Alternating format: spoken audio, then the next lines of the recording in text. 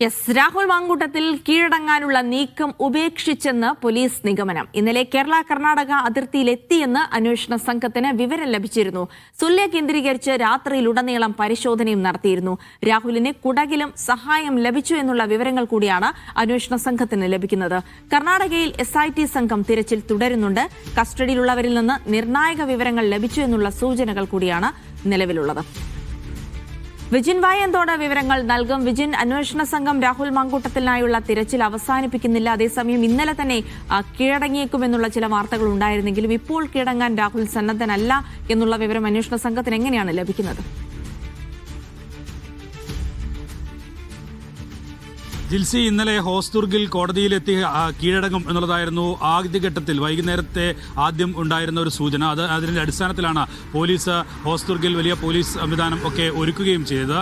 എന്നാൽ ആ നീക്കം പിന്നീട് രാഹുൽ ഉപേക്ഷിക്കുകയായിരുന്നു. അതിന് ശേഷമാണ് നിലവിൽ ഈ കർണാടക പ്രദേശങ്ങളിൽ തന്നെയാണ് രാഹുൽ കറങ്ങി നടക്കുന്നത് എന്നുള്ള ഒരു നിഗമനത്തിലേക്ക് പോലീസ് എത്തിയത്. ആ ഭാഗത്ത് ഇപ്പോഴും SIT സംഘം തുടരുകയാണ്. എന്തായാലും അവിടെ ഏതെങ്കിലും ഭാഗത്ത് തന്നെ ഉണ്ടാകും എന്നുള്ള ഒരു പ്രതീക്ഷയിലാണ് നിലവിൽ ഇപ്പോൾ പരിശോധന ഒക്കെ വ്യാപിപ്പിച്ചിട്ടുള്ളത്. നിലവിൽ എന്തായാലും ഇന്നലെ കീഴടങ്ങാനുള്ള ഒരു ശ്രമം നടത്തുകയും അത് പരാജയപ്പെടുകയും ചെയ്തതോടെ ഇനി കീഴടങ്ങുന്ന ശ്രമത്തിലേക്ക് കടക്കില്ല എന്നുള്ളൊരു നിഗമനത്തിലേക്കാണ് നിലവിൽ പോലീസ് എത്തിയിട്ടുള്ളത്. ഒപ്പം തന്നെ ഈ സുല്യ വഴി ആ ഭാഗത്ത് സുല്യ വഴി കേരളത്തിലേക്ക് കടക്കാൻ, കാസർഗോഡിന്റെ അതിർത്തിയിലേക്ക് കടക്കാനുള്ളൊരു നീക്കം രാഹുലിന്റെ ഭാഗത്തുനിന്ന് ഉണ്ടാകും എന്നുള്ളതാണ് നിലവിലിപ്പോൾ പ്രതീക്ഷിക്കുകയും ചെയ്യുന്നത്. ഒപ്പം തന്നെ പല സ്ഥലങ്ങളിലും നിലവിൽ കർണാടകയിലെ പല ഭാഗങ്ങളിൽ ആയാണ് രാഹുൽ ഒളിവിൽ കഴിയുകയും സഞ്ചരിച്ചുകൊണ്ടിരിക്കുകയും ചെയ്യുന്നത്. ആ സ്ഥലങ്ങളിലെല്ലാം കുടകിൽ ഉൾപ്പെടെ രാഹുലിന് സഹായം ലഭിക്കുന്നുണ്ട്. അത് കർണാടകയിലെ ആളുകളിൽ നിന്ന് തന്നെയാണ് സഹായം ലഭിക്കുന്നത് എന്നുള്ളൊരു നിഗമനത്തിൽ ആണ് പോലീസ് എത്തിയിട്ടുള്ളത്. രാഹുലുമായി അടുത്ത ആളുകളുമായി ഒന്നും ഫോണിലോ മറ്റ് തരത്തിലോ ഒന്നും ഉള്ള ഒരു സംഭാഷണമോ ആശയവിനിമയമോ ഒന്നും നിലവിൽ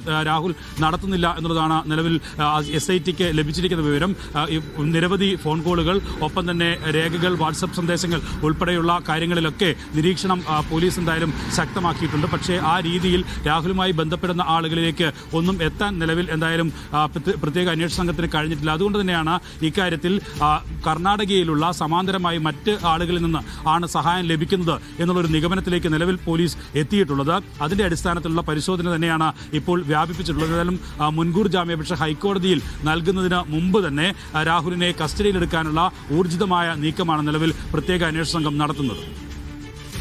ഇന്നിപ്പോൾ രാഹുൽ മാങ്കൂട്ടത്തിൽ MLA നീക്കങ്ങൾ എന്തൊക്കെയായിരിക്കും? ഹൈക്കോടതിയെ സമീപിക്കുമെന്നുള്ള നീക്കങ്ങളുണ്ട്. അങ്ങനെയാണെങ്കിൽ ഹൈക്കോടതി ഈ കേസ് പരിഗണിക്കുന്നത് വരെ ഒളിവിൽ കഴിയാനുള്ള നീക്കമായിരിക്കുമോ ഇനി ഉണ്ടാവുക?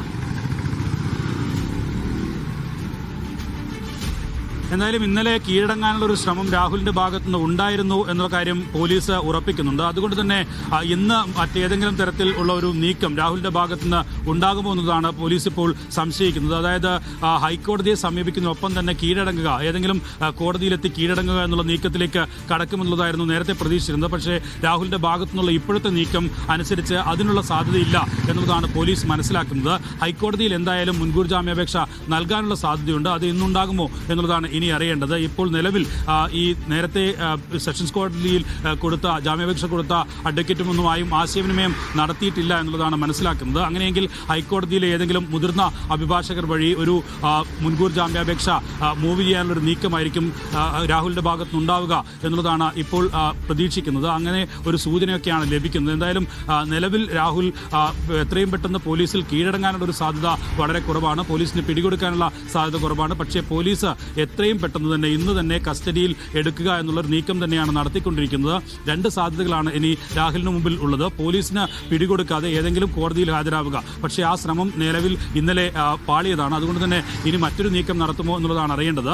കാസർഗോഡിന്റെ ബോർഡറിൽ എത്തി അവിടെ നിന്ന് കാസർഗോഡിലെ ഈ ഹോസ്ദുർഗിൽ ഉൾപ്പെടെയുള്ള കോടതിയിലാണ് ഹാജരാകാനുള്ള ഒരു സാധ്യതയുള്ളത്. പിന്നീട് മൈസൂർ വഴി തിരിച്ച് വയനാട്ടിലേക്ക് എത്തണം. ആ വഴി എത്തി വയനാട്ടിൽ എത്തി അവിടെ എവിടെയെങ്കിലും കൽപ്പറ്റ കോടതിയിലോ മറ്റോ കീഴടങ്ങാനുള്ള സാധ്യതയുണ്ട്. അല്ലെങ്കിൽ കണ്ണൂരിന്റെ ഏതെങ്കിലും പ്രദേശങ്ങളിൽ ഈ ഇരിട്ടി വഴി ഒക്കെയാണ് പിന്നീട് തിരിച്ച് രാഹുലിനെ കേരളത്തിലേക്ക് എത്താനുള്ള വഴിയുള്ളത്. ആ ഭാഗങ്ങളിലൊക്കെയാണ് കീഴടങ്ങാൻ ഉള്ള സാധ്യത. പക്ഷേ ആ ഭാഗങ്ങളിലെല്ലാം പൂർണ്ണമായും പോലീസ് പരിശോധനയും ഒപ്പം തന്നെ രാഹുൽ എത്തുകയാണെങ്കിൽ കസ്റ്റഡിയിലെടുക്കാനുള്ള എല്ലാ നീക്കവും ഒരുക്കിയിട്ടുണ്ട്. അതുകൊണ്ട് തന്നെ ആ വഴിയിലൂടെയൊന്നും രാഹുലിന് കടക്കാൻ കഴിയില്ല എന്നുള്ള നിഗമനം രാഹുലിനെ സംബന്ധിച്ചിടത്തോളം ഉണ്ട്. അതുകൊണ്ട് തന്നെ കേരളത്തിന്റെ അതിർത്തികൾ പൂർണ്ണമായും ബ്ലോക്ക് ചെയ്യുന്ന നിലയിലാണ് നിലവിൽ ഇപ്പോൾ പ്രത്യേക അന്വേഷണ സംഘം പോലീസ് പരിശോധന നടത്തിക്കൊണ്ടിരിക്കുന്നത്. അതുകൊണ്ട് തന്നെ കീഴടങ്ങാനുള്ള ഒരു ശ്രമം ഉപേക്ഷിക്കാനുള്ള സാധ്യതയാണ് നിലവിൽ കാണുന്നത്. അങ്ങനെയെങ്കിൽ ഒരുപക്ഷെ മാറി നിന്ന് ഹൈക്കോടതിയിലെ മുൻകൂർ ജാമ്യാപേക്ഷ വരുന്നവരെ കാത്തിരിക്കുക, ഒളിവിൽ തന്നെ തുടരുക എന്നുള്ള നീക്കമൊക്കെ നടത്താനുള്ള സാധ്യതയുണ്ട്. എങ്ങനെയാണ് രാഹുൽ മൂവ് ചെയ്യുന്നതെന്ന് പക്ഷേ പോലീസിന് ഇതുവരെയും കൃത്യമായി കണ്ടെത്താൻ കഴിഞ്ഞിട്ടില്ല. അതാണ് ഇത്രയും ദിവസമായും രാഹുലിനെ പിടികൂടാൻ കഴിയാത്തത്. വിജിൻ മായന്തോടാണ് രാഹുൽ മാങ്കൂട്ടവുമായി ബന്ധപ്പെട്ട വാർത്തകളുടെ വിശദാംശങ്ങൾ നൽകിയത്.